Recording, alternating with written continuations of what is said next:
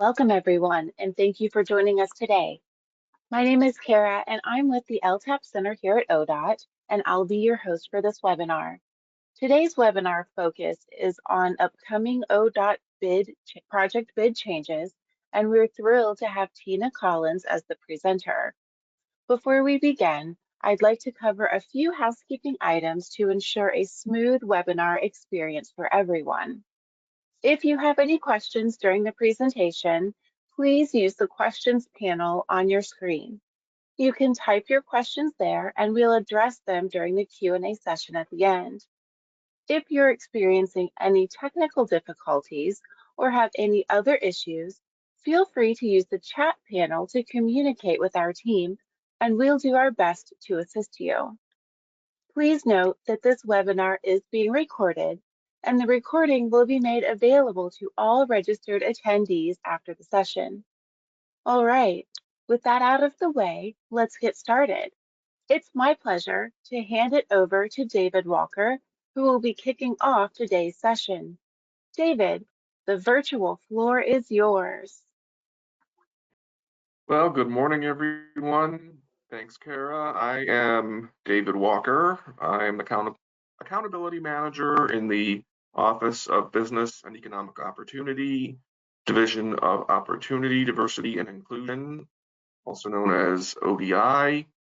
And I am pleased to be here with you this morning to talk about our new bidders list requirement that goes along with our ODOT-led bidding. So I won't take up too much time, so we can get right to the heart of the presentation, but I just wanted to give you a little bit of introduction as to how we got here. So on July 21st, 2022, US DOT issued a notice of proposed rulemaking that was going to be a lot of changes potentially to the DBE program. And it took almost 2 years, but on April 9th, 2024, the rule was published and it went into effect on May 9th. This rule included this bidders list requirement that bidders lists be submitted with bids and then reported by the states to US DOT. Now, our partners at Federal Highway have given us time to implement the rule. So after May 9th, we introduced the bidders list requirement to the industry, accepted some informal feedback about our plans. We're going one direction, then we listened to the industry and decided to go a slightly different direction, but it helped shape what we're going to present to you today with the spreadsheet that you will be seeing soon. So on December 19th, we issued a notice to industry, and that notice included the invitation to the webinar that you are attending now. Please note that the next letting, January 16th, is when this all gets underway in terms of the bidders list requirement, but we will start enforcing it. We will not be enforcing it until the February 13th letting. So please make sure that you are getting your bidders list information in. Basically, you can almost consider this the first 2 lettings practice, and then February 13th is when we make it a condition of responsiveness. So I'm pleased to turn it over now to Tina Collins from the Division of Construction, who will be going over the new bidders list spreadsheet and who did the majority of the work in putting it together. Tina, take it away.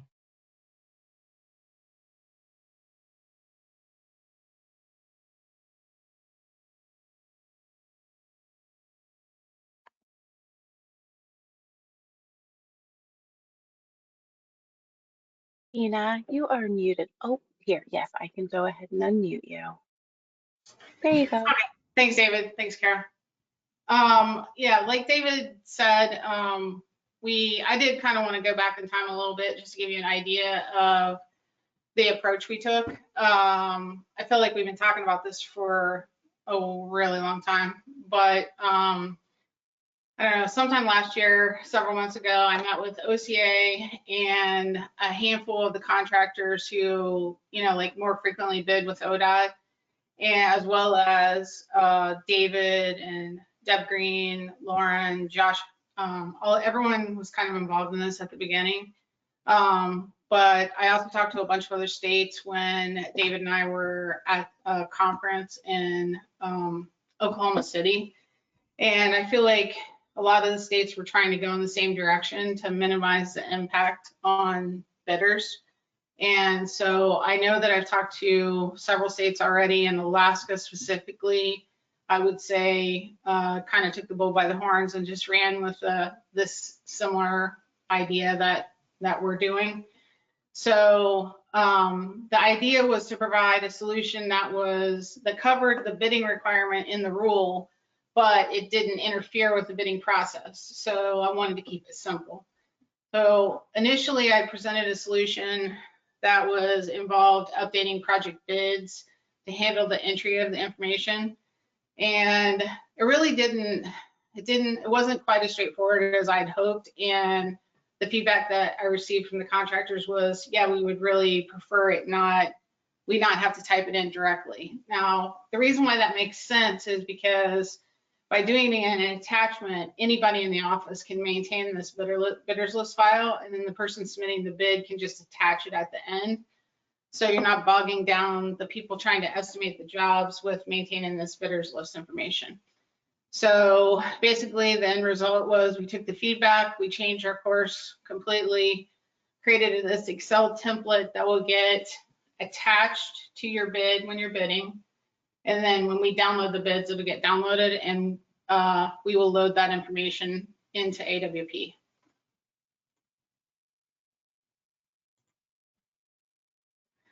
David covered most of the stuff in this second slide here. January 16th is the requirement. It's the verbiage change was in preparation of proposal, which is proposal note 19. Here's the link to the rule section that David was talking about. And David mentioned this. It is a bidding requirement, so you can be rejected for not providing it. We're giving you a little bit of a grace period, but in the end, it is a bidding requirement, and it's part of being your bid being responsive. So basically, any quoter that you get, DBE or non-DBE, successful or unsuccessful, is what is going to need to be reported. And I'll dig a little bit more into the details of what we're collecting here in a second. So basically, I'm going to run through this, just the PowerPoint part. This was more just to, I guess, reduce it to writing, so to speak, so you would have something to refer back to. But I'm going to walk through this in a demo as soon as I finish these couple slides. So basically, these are the same instructions that you're going to see in the bidders list template. So it's 7 steps. You're going to have to download the bidders list template. I guess I didn't include that as a step. And then you're going to select any of the bidders and their associated work types for that job. Save that file so it can be attached to your bid. What I would suggest is maybe putting that file in a central location. So if you have 2 different people, like the person submitting the bid and the person populating the file, you both have access to that file. So inside of project bids, you're going to see a new tab called bidders list. And then that's where you're going to attach this. So you're going to, just like you would attach to an email, you're going to browse to that location, grab the file, and it does make you preview the file, which initially I hated, but I think it's good because it makes you aware that you're not submitting a blank file. And then there's a checkbox to verify that the attached is correct. And then you save it and submit it with your bid. That's pretty much all there is to it. Here's the information. I guess I probably should have put this first, but here's the information on where to download it. There's a link inside of project bids. So for any of you that have bid with us, this should look very familiar to you. This is the project bids file right here. And you'll see this bidders list tab. One thing that I still am working through, and we'll try to get it totally resolved before this is totally required, even though I don't think that it's really a big deal, is this green checkbox. The reason why that's there is because there's no required fields, like to enter on this form, and that's why it's showing up in screen. But basically, this is the screen that you would click browse, preview, check the box, and then save your EBS file, and it'll submit right with your bid. Okay, now I'm going to hop out of here and just run through the demo real quick. So inside of project bids, this should look, again, very familiar to you guys. Just in case any of you have never seen project bids, this is what a file looks like for a contractor to bid. It has the schedule of items, so this is where all the prices are put in. This is the acknowledgement screen where we collect some subsets of information. And then now you've got this bidders list tab. So in order to attach this, I'll actually jump back to this. I'll show you how to attach it after we fill it out. So here's the link to download the bidders list template. I made it exactly like it is to download the DBE bids bin file. So this shouldn't be unfamiliar. One thing is you're going to need to download this file routinely because we're going to keep the list of bidders, potential bidders, up to date in that file, and that's why you'll need to keep it downloaded. So I would make it a habit to download it prior to any letting. So this is actually the template. There's just 2 tabs on it. The instructions are, I'm assuming that a short-term time that you'll need the instructions, but this is a summary of what David and I both mentioned. This is the little excerpt from the proposal note 19. And here's the instructions that I had in the PowerPoint. So basically what you're going to need to do is just hop to this bidders list tab, and for each quote that you received, you're going to need to, select the bidder or quoter, whatever you guys call them, I'm not sure, and what type of work. The types of work have been broken out kind of like the spec book, and we're still breaking these out a little bit. I'm working with Julita and Odie to break these out to the ones that we most frequently get. And then at the bottom, although it looks like it's cut off on here, so I'll have to update that. I did have one for material supplier and trucking. So those are like they start within like the 900s, I think. So you'll see those on there. So in this case, let's say they're going to do flagging and I don't know, they don't do that type of work, but, and then we can select another one.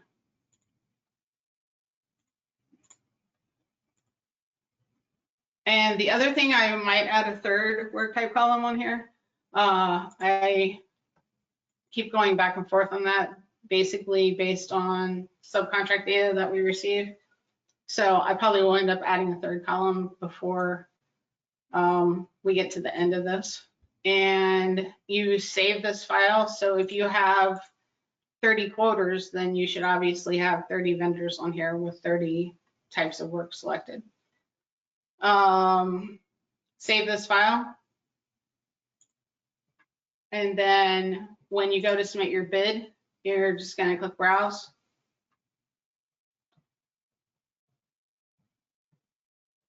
And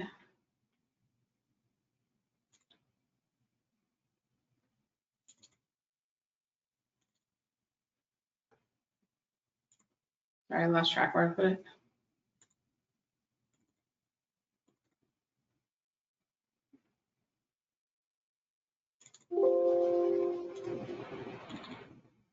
And attach it. And so it's gonna gray out like it did or pink out like it did while it's uploading the file. And then it's going to make you preview it, which I probably can't do since I have it open. So, oh yeah, there you go. And then you can check the box, save your EBS file, and submit it.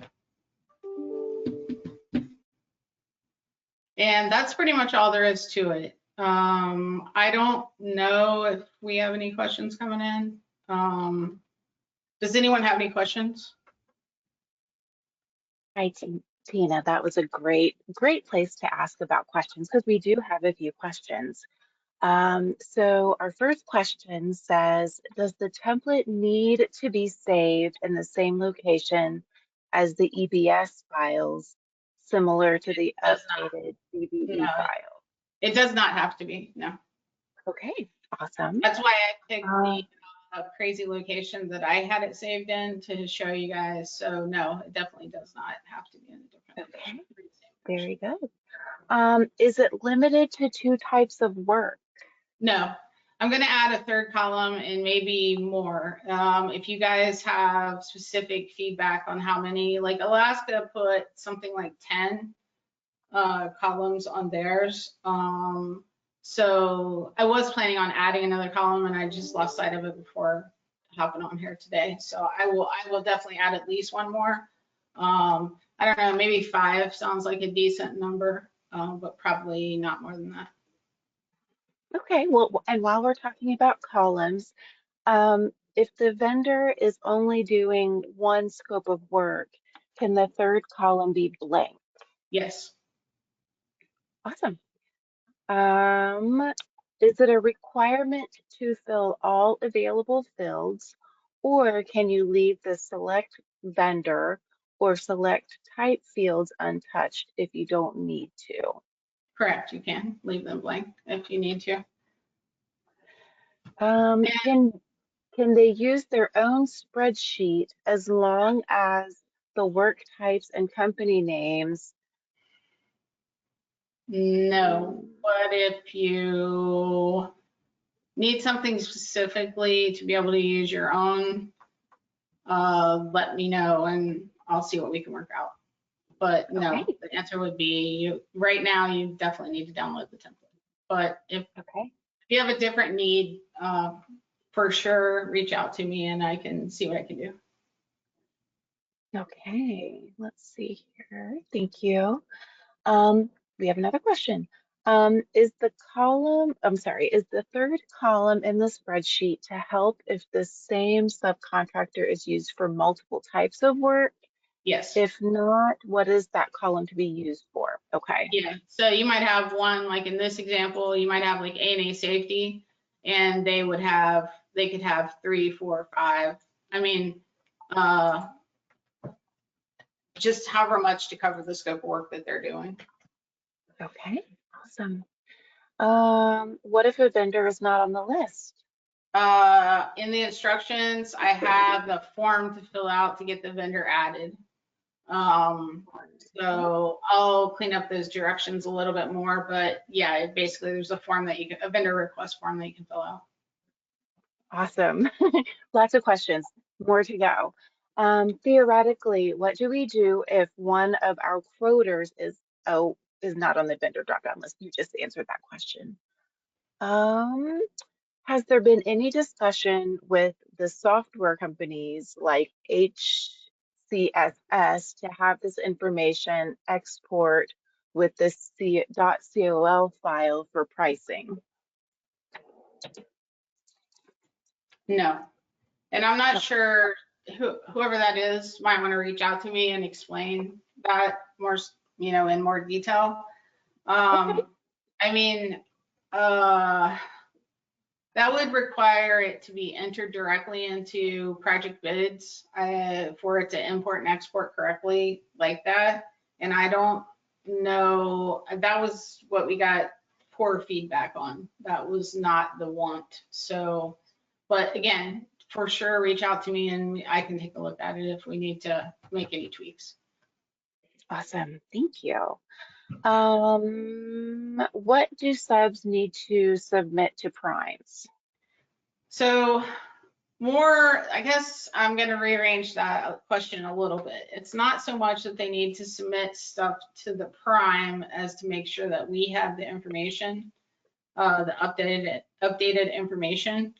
So I have a form that it's like to collect, you know, if we're missing the information, like because what's required to collect for each, per the local rule, what we have to collect is, let's see, we have to collect type of work, so NAICS code, and we're backing into the NAICS code by doing it this way.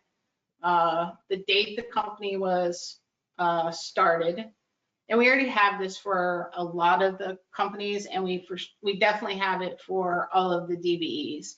So every time we approve a subcontract or we get a new vendor request, we'll be collecting this information.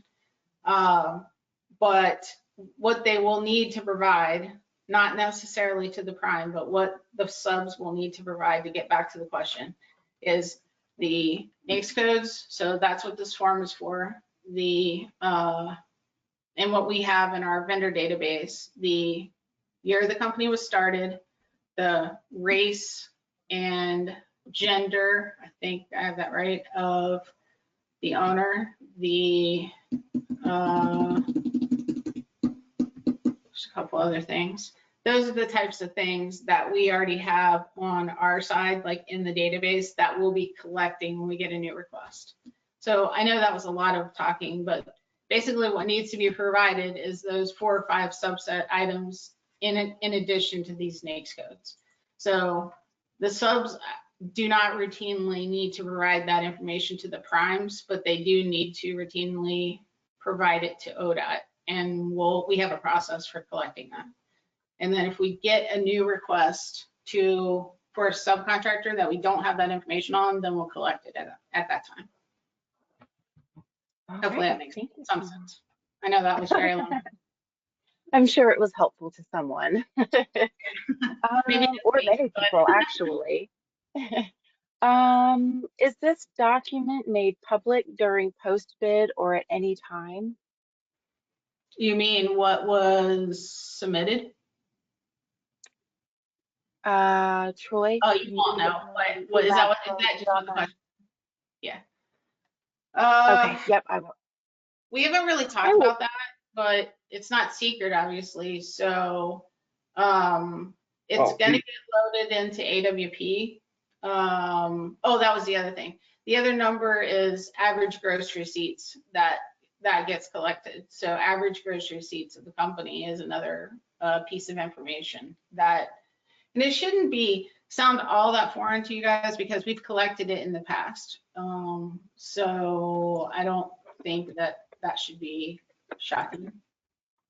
And I will say, let me just add that we are required to submit, we have been required to submit bidders list information for many years, maintain it for many years as a record. But now we actually have to submit the information to USDOT. So they haven't come up with the system yet. The report, do you, David? Do you see a problem coming up with a report to at least show who they submitted, or no? I'm sorry, what was the question? The original question was, is this information going to be made available, like what's submitted? I personally don't think there's a problem with creating a report. So if someone wants to look at it, they can. Yeah, what the thoughts are. It has to be shared. I mean, it's a requirement of our federal funding. Answer to that question, yes, we'll make it available. Let's see. Sorry, there are many questions here. And so I'm looking to see if that other person added to their follow-up question. Okay. Okay, I don't see it. Okay. If a subcontractor quotes several types of work, do we need to list each type? Yes. Okay. What if there are no subcontractors? There's an option on the list, no quotes provided, I think is what I call it. Okay. Is there a place to record the DBE status of each vendor? We already have that in our data. So yes, that will be in there. I don't know if they want to see it on the vendor selection. I could probably make that available. So it just pops up. Great, thank you, Tina. Do the subcontractors and suppliers both need to be selected, or only if it is a DBE supplier? Can you repeat that? Sorry. Not a problem. Do subcontractors and suppliers both need to be selected, or only if it is a DBE supplier? No, everyone. Yeah, non-DBE. DBE, non-DBE, successful or unsuccessful. Those are like keywords for this. So Awesome. basically any and all.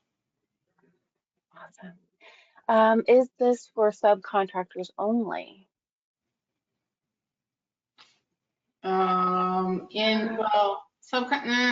That's a little, feels like no, not for subcontractors only. Like subcontractors, Okay. I guess, mean different things to different people.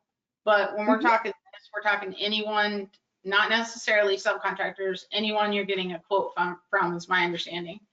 David or Deb might have different understanding, but my understanding is material, anyone you get a quote from, material supplier, a subcontractor, service provider, consultant, any of those. Yeah, that's my understanding too. Okay. I thought it was any interest expressed as well. So Yeah. whatever that means. So yeah, in any way. So just captured in some manner. Okay. Is it a requirement for material suppliers to be submitted? Yes. Okay. Will all material suppliers and trucking companies be required to list in this template, or only if they are part of our minority goal? No, they're going to be listed. Okay. What do we do if a subcontractor includes more than 2 work types? For example, I already changed it. So I added up to 5. If we think we need more, I can add more columns. okay, perfect. Let's see here. Do we need to fill out more than 1 work type? If they're quoting more than one work type. Okay. Hold on, I better read this one. It makes so.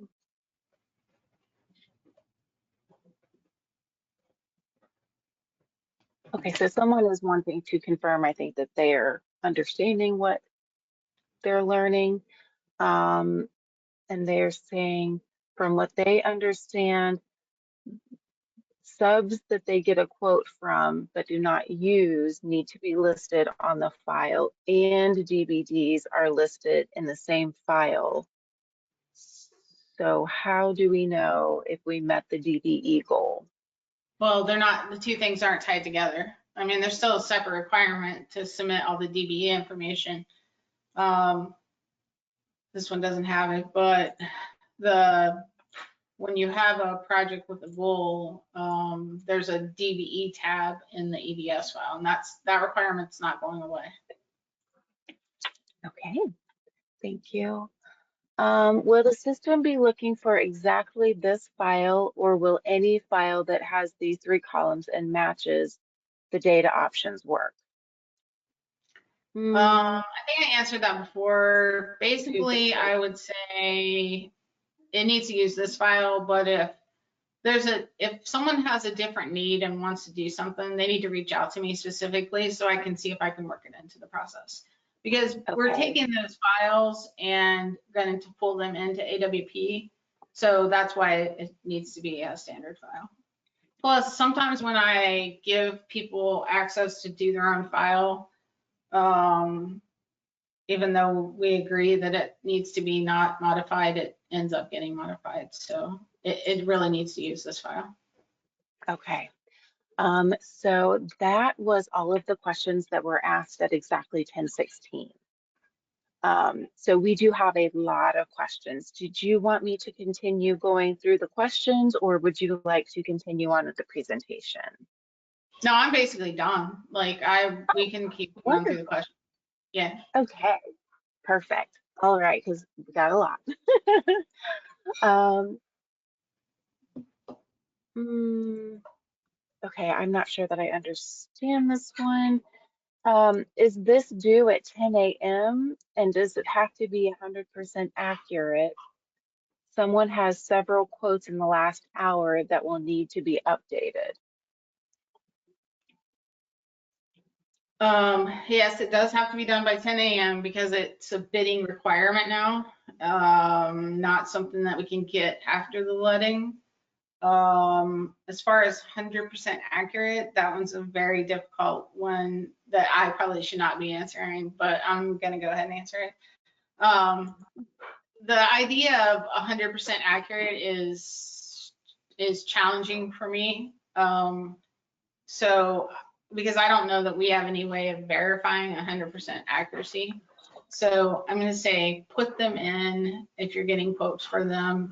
And if you run into an issue, I don't know, maybe you're going to have to reach out to us or something. But I would say, yeah, you're going to probably need to get them in there.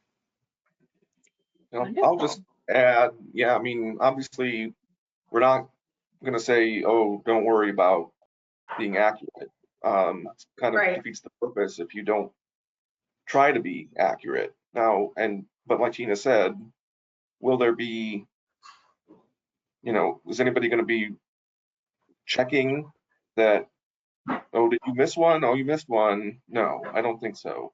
So, I mean, but obviously, if you put a type of work that the company doesn't do, that would be a red flag that, and we might certainly ask you then, like, hey, can you please try not to do, please try to be more accurate in the future. Right. That's as far as I see it going at this point. I can tell you that US DOT has stated the reasons for requesting all this information is to analyze this is from a quote from the preamble to the final rule. They want to analyze the representation of DBEs within the bidding process. And obviously you have to know the non-DBEs as well to be able to see the total picture. So looking at the DBE representation, the DBE types of work versus the non-DBE representation, the non-DBE types of work. They want to use this as a tool in monitoring the effectiveness of the program and guiding future policy decisions, making informed assessments regarding the impact of the DBE regulations and taking appropriate actions to address any identified shortcomings, thereby ensuring the DBEs can compete fairly for DOT-assisted contracts. That's the purpose of it. It's not just, to check a box. There's actually a meaning behind it. So it is important to try to do your best to get it as accurate,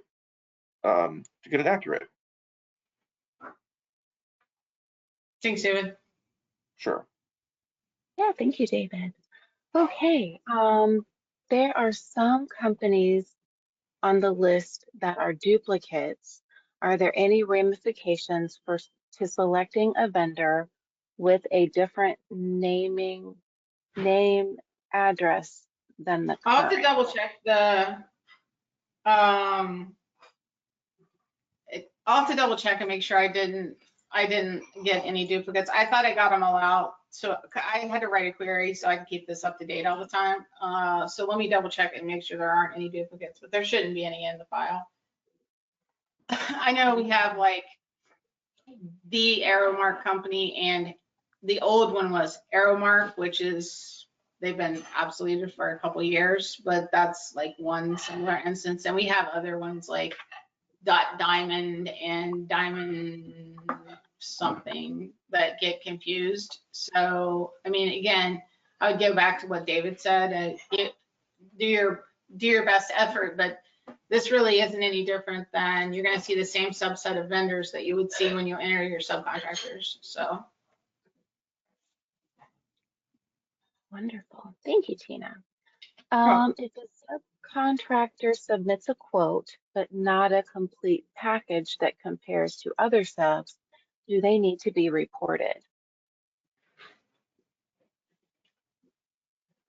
I'm sorry, can you repeat that one more time? Yeah.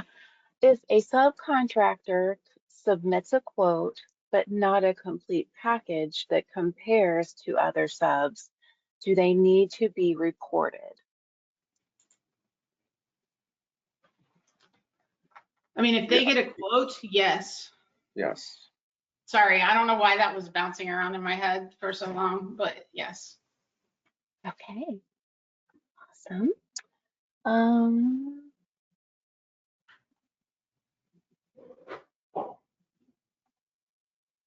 do we only have to submit our low bidder subcontractor, or do we have to submit all subcontract quotes? Oh,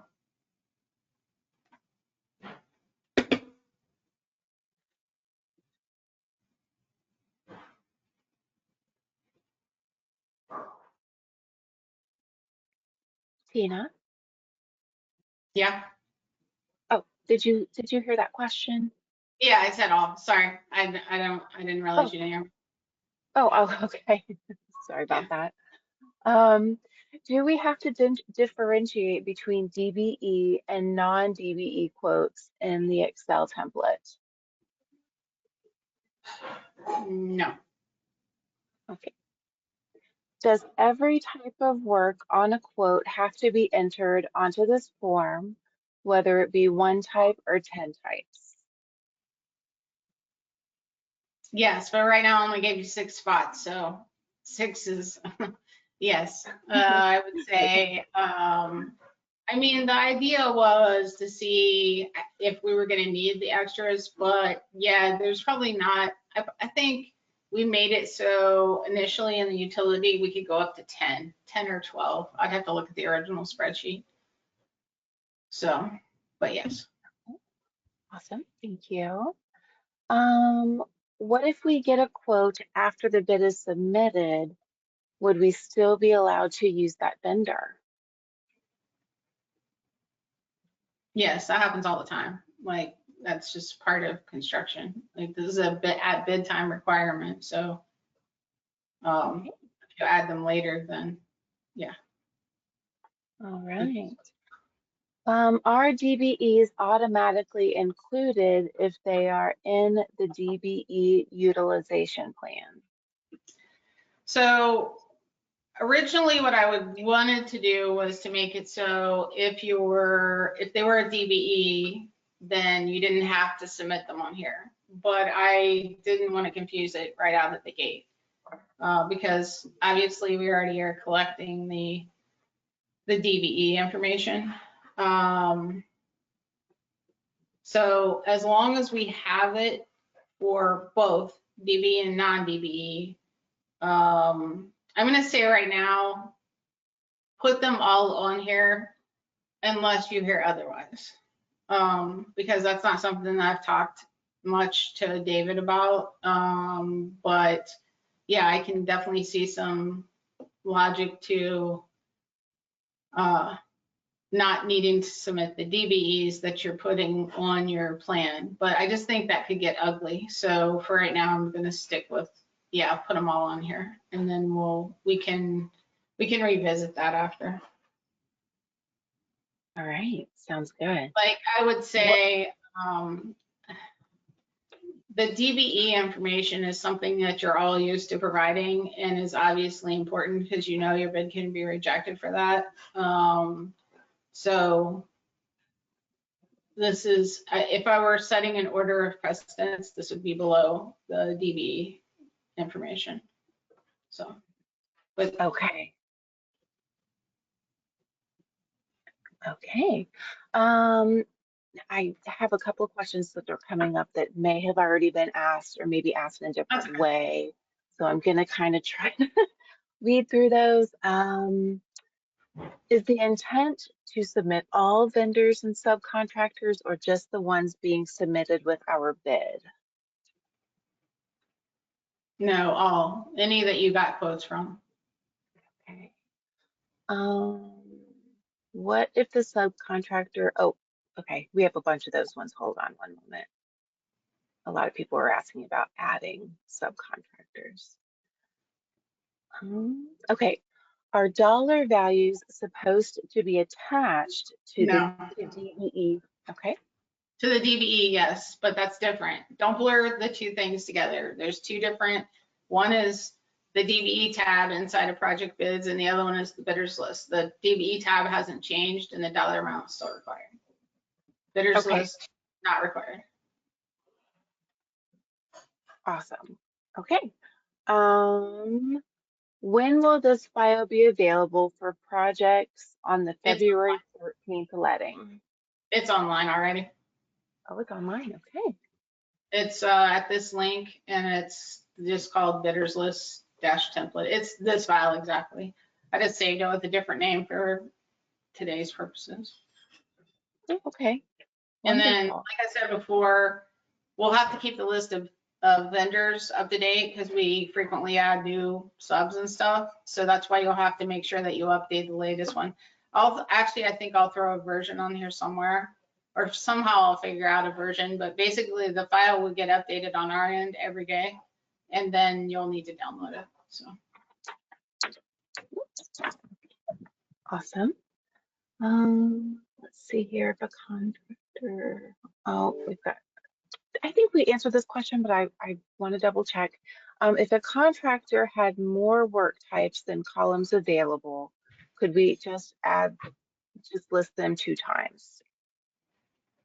Yeah, that would work. Well, it might work, but yes, go ahead and do that. And then if we run into an issue, I'm probably going to add a couple more columns. So maybe like, I need to check the one that we put on the utility. I think it's 10, but I'll have to double check. Wonderful. Do material suppliers need to be submitted along with subcontractors? Yes. That's my understanding. David, Deb? Yes. Yes, any interest in the project. So any subs in any fashion, trucking, anything that express interest in a project is supposed to be included. Wonderful. Thank you for that clarification. If the vendor is not on the list, would they need to be added prior to bid? I'm sorry, I'm gonna have to ask you to repeat that again. Sure. If the vendor is not on the list, would they need to be added prior to bid?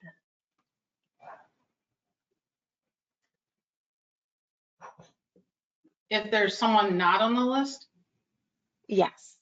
yeah, I put in the instructions how to get them added. Okay. There's a form to fill out. Okay. Thank you. What if we do not get the vendor request form in by bid time? Oh, I think you already answered that question.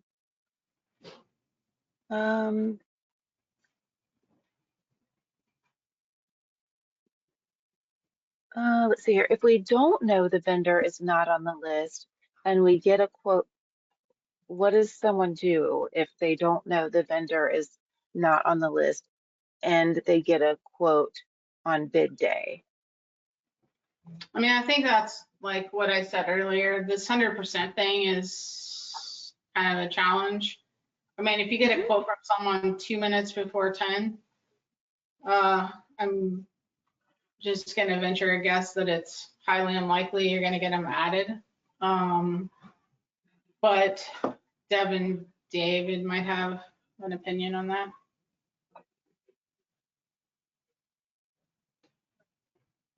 Again, I mean, it is everyone who expresses interest for the project prior to the project. However, we won't have a way to really verify. That's what I'll say. All right. Yeah, I would just say, if, obviously, if you need to get this in and you get a quote from a vendor that's not on the list right before the deadline, I would just say, don't, you, it's, it's important to get it turned in on time. I wouldn't say it's like worth potentially losing the bid over though. So you're just gonna have to submit it without that vendor. If the vendor's not there. And they'll be added for next time. Okay. Thank you, David. Let's see here. Are all material suppliers to be entered in the worksheet? Oh, I think I asked that one also, or just subs and DBE suppliers?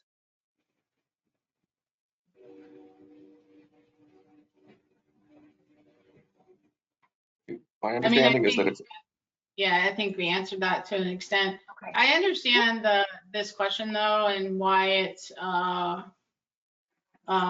material suppliers, especially for like, concrete, even like asphalt, aggregate, those things I could see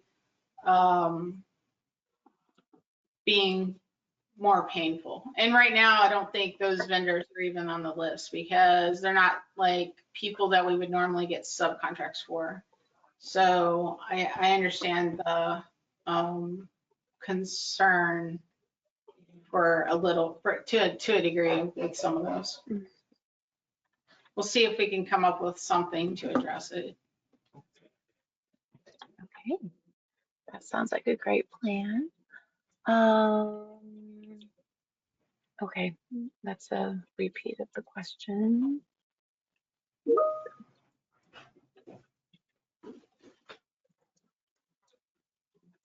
Okay, that one's a repeated question. Okay, we've same question again.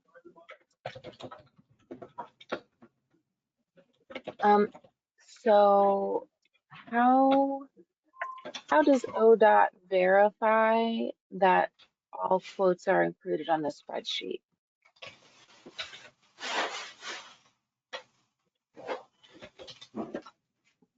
we don't have a Again, way I of don't know that verifying we, that.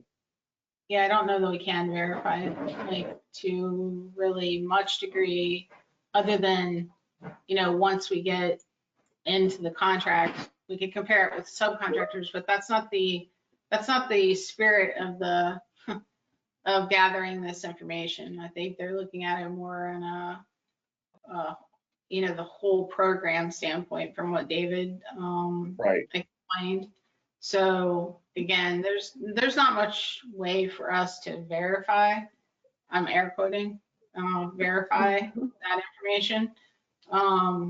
But again, we will analyze the data. That will probably be David, but we will analyze the data, and if we see trends of, not filling it out what seems like completely, or submitting the same information, or like things that might be red flags, we will for sure be reaching out to people. I Yes. apologize, sorry. Couldn't hit mute fast enough. Thank you. Does this spreadsheet replace the current DBE information required to be input into AstroWare for the bids? No. Okay. The vendor list is a drop-down selection. Is the vendor list tab hidden, or can we Yeah. have access to it? It is hidden. I can unhide it if that's like wanted. Okay. That sounds good. Oh, okay. Is there any way to make the vendor list easier to search? I just tried to look for a vendor and it took a long time to get to the contractor I was looking for using just the arrows. Yeah, I can probably figure that out. Okay. Well, I think if it's a drop down, you can just start typing, right? And it should just I don't know. Let's see.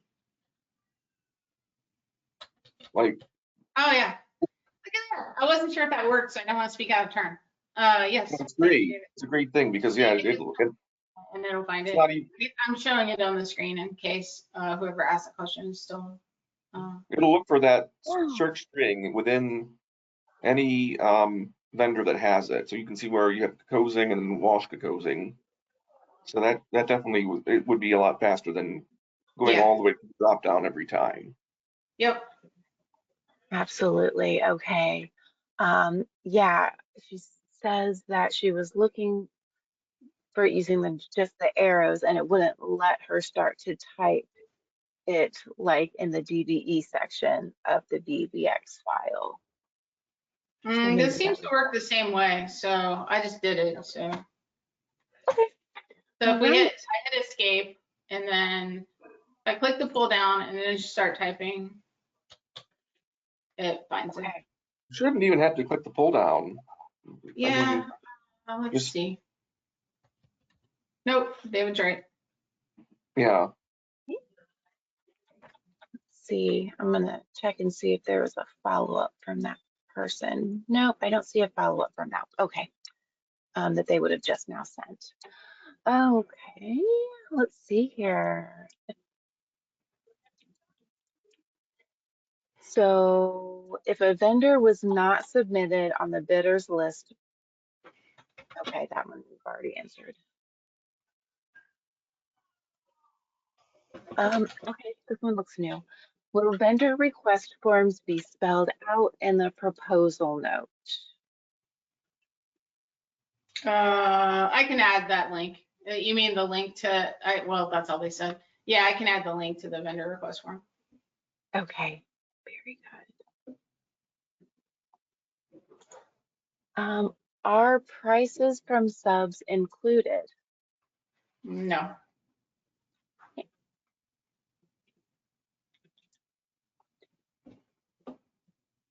Do DBEs listed on the DBE tab need to be included on the Excel sheet? As of today, yes. Okay.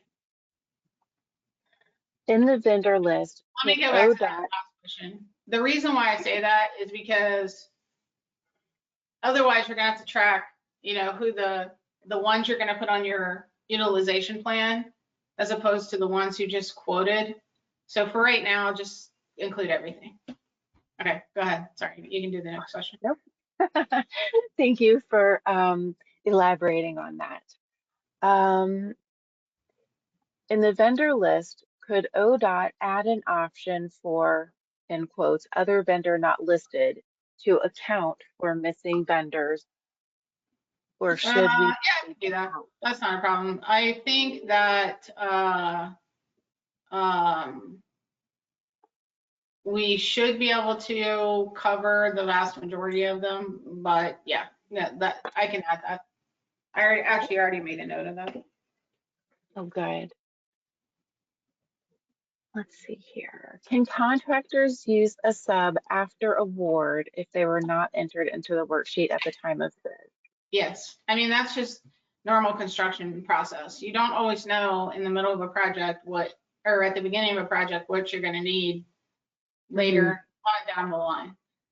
There's Okay. a little bit of a challenge in this to, preserve the integrity of the bidding process, to not make this overcomplicated, which I think we accomplished, and also provide a level of understanding that construction projects are not a static thing. They're dynamic. They change from day to day. So obviously, yes, you can add a sub that was not on this list. Now, Perfect. don't exclude them just because eventually that would show up in the data. So, but Okay. yes. Wonderful. I am learning so much. Let's see here. I'm learning a few Okay. things too. Yeah, I feel like I'm going to be very knowledgeable in this area. Okay, do we report all vendors whose quotes we received, or just the vendors whose quotes we plan to use? No, it has to be, remember these keywords. DBE, non-DBE, successful, unsuccessful quotes. That's basically what we need. Okay, wonderful. And, oh, that one was a double.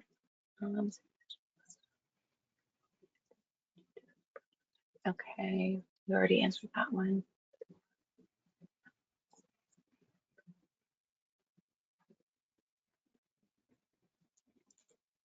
Okay, that one is a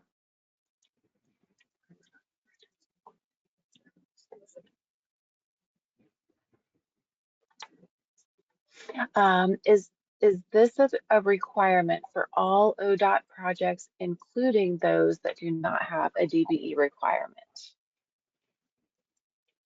All federal projects. Okay, And we already made that change. Dan had already made that change, so the EBS file should not even include the bidders list tab unless it needs to. okay. The next question, I think you already answered it, but just to throw this out there again, it might just be a variation of it. Will all vendor quotes be available for the public to view? Yeah, I mean, that wasn't my plan initially, but yeah, I think not quotes, but the fact that we're not getting the quotes. We're only getting the people that quoted. But yes, we'll come up with a report that you guys can run. Awesome. Let's see here. You mentioned gross receipts. Do we have to ask each sub and supplier for their yearly gross receipts No. pre-bid submittal? I mean, the idea of this was that's the information that we're, going to keep in our database. Now, if you have a new vendor that you're going to request, that information is going to be on the form when you do the vendor request, and you can just add it there. Awesome. But otherwise, no, it's not a routine thing that you're going to need to do. We tried to make it,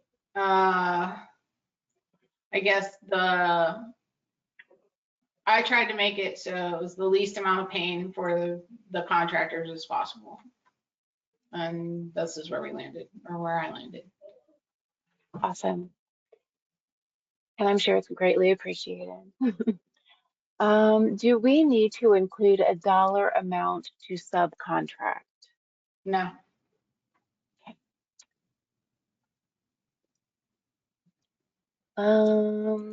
Now I think you already answered this question, but when will this be added to the project bid files? It's already in there. Currently not in the files for the January 16th letting. Yeah, it's in there. Dan did a blanket addendum. I'm not sure if he did a blanket addendum for the whole letting, but let me double check. That was the plan, so just let me double check real quick. Okay.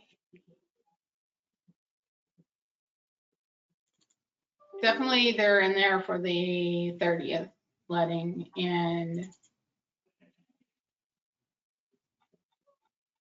it does look like he did him. So there should be an amendment file to add it to the ones for the 16th letting. Okay, awesome. Thank you for checking on that. And thank you for the question.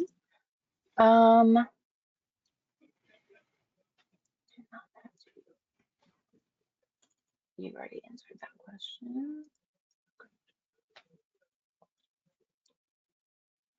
If a subcontractor quoter is not included on the list for any particular reason, could the bid be considered non-responsive? Say that one more time. Sorry. Yep. If a subcontractor quoter is not included on the list for any particular reason, could the bid be considered non-responsive? I mean, I guess it's always possible if we have like proof, but again, we don't really have any way of verifying every single quote that you got. So if there's one missing, I don't know how we would know that. Okay, thank you. I think you already answered this one also. Wait. They're asking if they have to submit material, for material only suppliers. So do they have to submit for material only suppliers? I mean, yeah, it's been answered, but yes. Okay, okay, But some of them may not be on the list. okay. I think, Dina, you mentioned like a lot of asphalt suppliers. Right, and I do understand why that's a concern. But I'm gonna say right now, yes, but I think we do probably need to have a short conversation, David. Yeah. And you know what I'll do, just for everyone's general knowledge, I will share these questions, Tina and David and Deborah, with you after this. So you'll have a copy of all of these questions, because since we have some that are kind of following the same theme, it seems like things that people have more questions about in a certain area. So you guys will have that data for, you know, how many times someone asked a question for like one Yeah, particular. that would be helpful, because sometimes if I'm doing something else, then I get distracted, and then, which is why I had to have her repeat like 10 questions. Yeah, So no, oh my gosh, no. yeah, that would be good. I'll make sure that I go through them and get an answer. There's a couple things I wanted to, I know we're a little over, I think, but so one thing with the list, we did get a suggestion about like locking down the list at a certain point prior to the letting. I think that's actually a good idea, and we would do that. So to that end, if the bidder that you need or the vendor that you got the quote from is not on the list, you select not on the list and move on. But you need to also fill out the form so we can get them added to the database. But I will also write, we'll do a notice and post so you guys have this information that I'm like changing on the fly. So I think we'll do that. So you won't have to worry about any updates to the vendor list changing like every day. We might just do it like, I don't know, the Monday before the letting or something. Like pick a day that we updated, or a week before the letting or something, and then go from there. So, but you do need to, I will communicate when the list is going to get updated. So. Okay. So yeah, so we still have quite a few questions left. Okay. And we are a little bit over time, and I see some people have started to drop off. Okay. So what I will go ahead and do is, due to the time, I will have all of these questions, like I said, all the ones that you've already answered and all of the ones that we didn't get to. I will send all of those over to you, and you can, you know, answer them in whatever way that you would like to the people that are asking them. Like I said, a lot of them have probably already been answered. A lot of them are just questions asked, and same questions asked in a different way. What I think I might So, do is come up with a FAQ page, an FAQ page to answer the questions. So. okay, that sounds great. Yeah. Well, then we will let everyone know that that is the plan moving forward. So there will be more information to come. And if your question was not answered up to this point, it will be answered in the future for you all to have. So on behalf of LTAP and ODOT, I'd like to thank you, Tina, once again for sharing your valuable knowledge and expertise with us. Also, David, And Deborah, you were very helpful as well. And as mentioned earlier, the recording for this webinar will be shared with all of the registered attendees. So thank you all for attending, and we hope you found this webinar informative and engaging, and have a wonderful rest of your day and a happy new year. Thank you.